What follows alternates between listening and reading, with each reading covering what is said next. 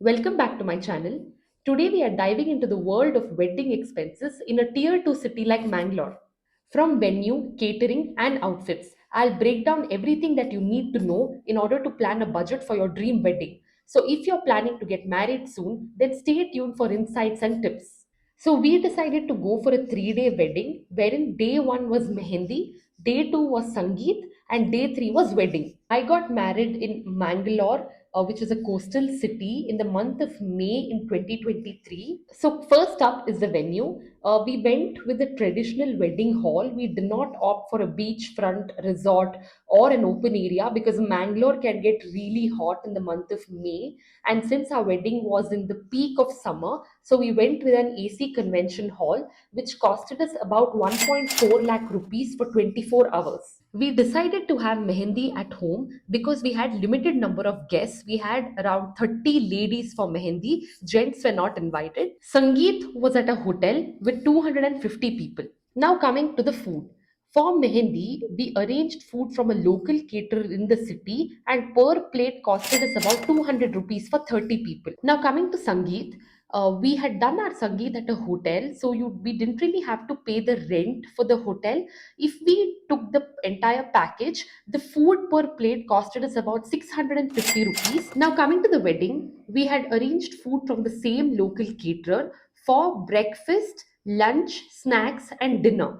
And that is because our wedding muhurtam was at night 7 o'clock. So we had to provide food for everyone. The entire wedding food budget was about 6 lakh rupees. Now, coming to the decor, for Mehendi function, we had a very simple decor with a yellow backdrop and the matkas and the marigold flower. And for Sangeet as well, we had a very simple backdrop. But for wedding, we decided to have a very grand decor, and the whole decor costed us about 2.3 lakh rupees for 3 days. Now, coming to the clothes, for clothes for Mehendi, I spent about 5,000 rupees. For Sangeet, I got a lehenga which was very grand and it costed me 25,000 rupees. And for the wedding day, since we are South Indians, we have to keep changing our saris for every function. So I had to purchase about 4 saris, which costed me 50,000 rupees.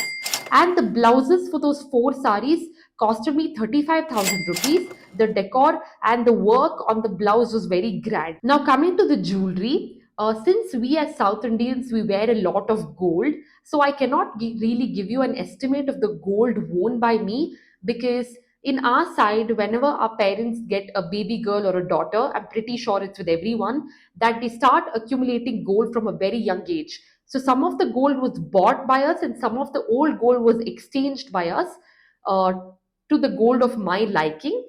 So here I will not be able to tell you the estimate of gold that I was wearing. Coming to makeup and hair, so we got a beautician for makeup and hair for 2 days. For Mehendi, I did not really opt for makeup and hair because I did it by myself. For Sangeet and for wedding looks, I had taken the help of an MUA, and that costed me about 45,000 rupees for 2 days. Now coming to gifts. So gifts plays a very important role in weddings. I'm sure many families they give their cousins, their relatives, your aunt, your uncle a lot of gifts. So in our case as well, we had to gift certain things to certain people, and it costed us about 1 lakh rupees in gifts. Now coming to travel expenses, so we travel from Bangalore to Mangalore via flight because we thought it's a safer option to travel with all the gold that we had.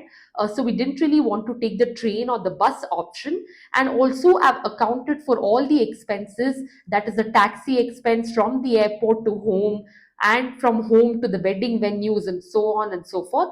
So for our entire family, it costed us about 50,000 rupees in travel. Now coming to accommodation expenses, I'm sure you guys will book some rooms for your relatives, your friends, some people coming from abroad, and for all of them. So all the room booking and the staying expenses costed us about 20,000 rupees.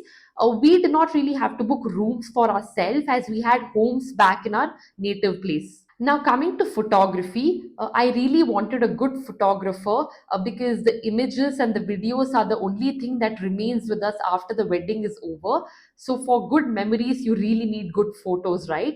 So for 3 days, it costed us about 2.5 lakh rupees, which included candid photos, videography, normal photography, short film, all of that. We had called a group of people to apply mehendi on our hands. And for the bride, the cost of mehendi is huge. But for relatives and friends, the cost of mehendi is not that much. So the total for 30 to 35 ladies costed us about 30,000 rupees for mehendi. For the Sangeet event, we had a host and a DJ. So the host costed us about 15,000 rupees and the DJ costed us about 9,000 rupees.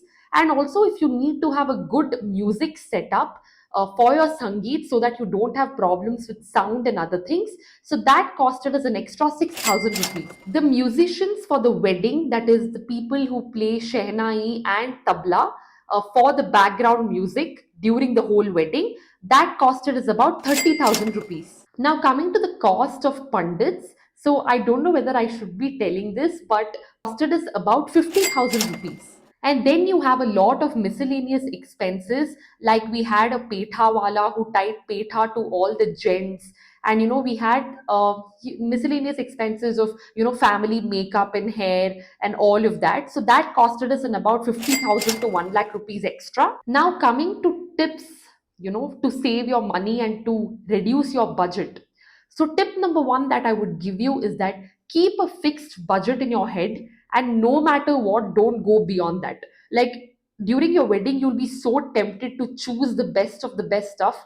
You'll never know when you'll exceed your budget. Tip number two, try to reduce the cost on your gifts. Now, for example, you have to gift like 20 men's shirts, right?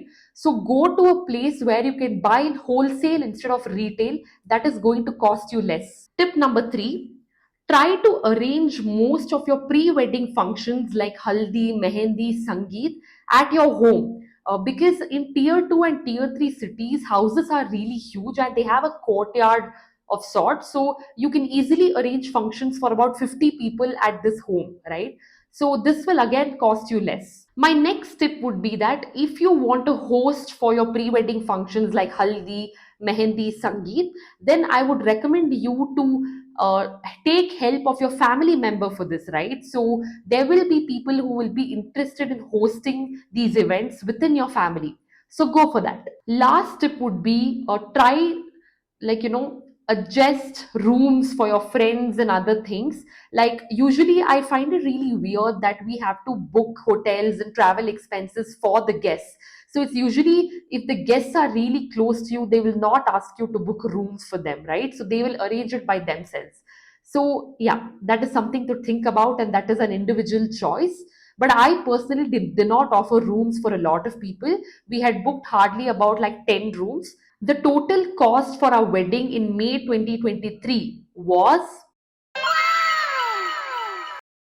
So please like, share, and subscribe to my channel if you like such content, and see you next time.